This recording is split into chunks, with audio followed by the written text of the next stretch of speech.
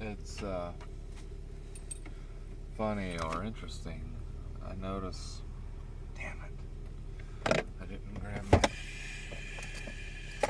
shades. Better do that. They're my goggles too. I'm just noticing what a grimacer I am, and I know there's a certain amount of it comes with sort of soreness, you know, from the day before or whatever, just stoven upness.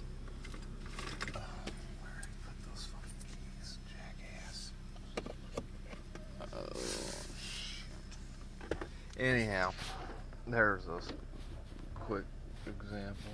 God damn it, god damn it, god damn it. Anyhow, I was just noticing how certainly you can get yourself into the mood to be cranky, and there's plenty to be said for that. I almost talk myself into being in a bad mood sometimes, but at the same time, I don't think there'd be any chance of it if I was just stimulated and didn't have a bunch of fucking drag. Now, right here is actually what I was going to make mention of. You get to this point, we talk about how community, you're just tearing up shit the whole fucking time. You're doing stuff you don't even want to. Oh, shades. But you get to this, I've gotten to this point where it's like every time and this is something I'm accustomed to, like back when I was delivering limos, my car would always have some fucking bullshit wrong with it constantly. There's a bushing gone, or a fucking, maybe a ball joint, maybe a fucking power steering, all this shit. And I used to just, on this subtle yet ever present and ever influencing level, I don't want to drive this fucking car. It's gonna start giving me little jolts of fucking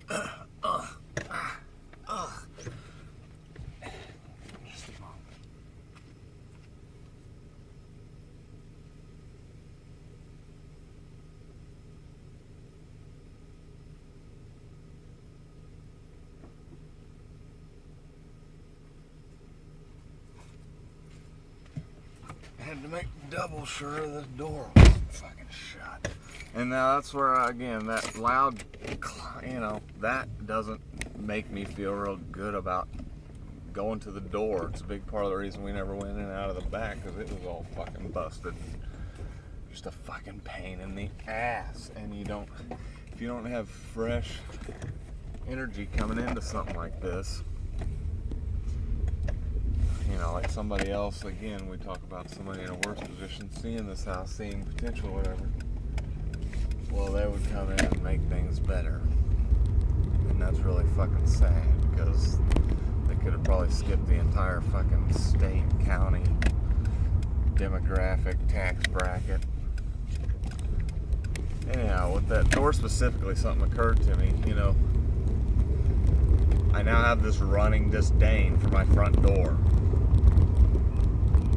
Well, let's say one day I just crack down, I get in there and I figure out what's up with it. Maybe there's just a screw letting the threshold sag on one side.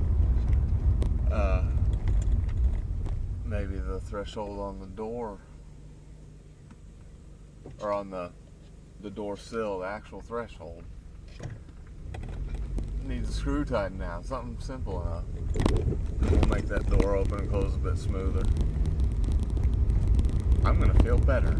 I'm gonna feel successful, or somewhat less dragged down on, or slightly exuberant, or with the potential to continue with some. I think you got a natural energy type of thing going.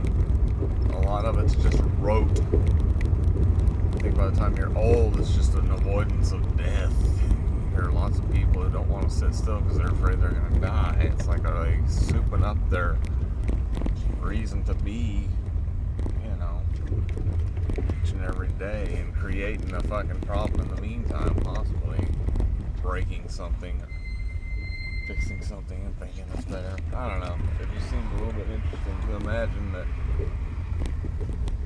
I would be distracted a little bit from the idea that I don't even fucking want to live here, you know.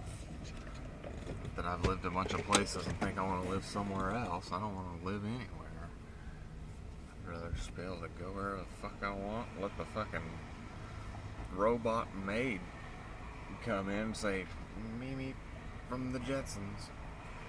And I'm here to allow you to move about anytime you're ready to quit making fucking jobs.